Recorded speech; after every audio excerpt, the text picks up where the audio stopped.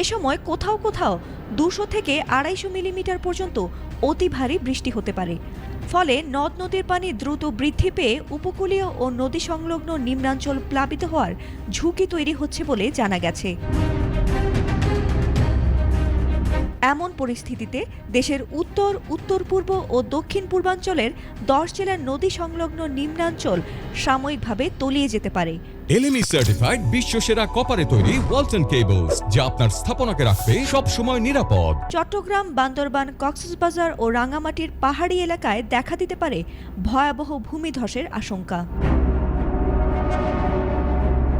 বিশ্লেষকরা বলছেন, যদিও এই রেইন বেল্ট কোনো ঘূর্ণিঝড় তৈরি করছে না, তবে এর ধারাবাহিক বৃষ্টিপাত দেশের দক্ষিণাঞ্চলে এক ধরনের প্রাকৃতিক দুর্যোগ ডেকে আনতে পারে।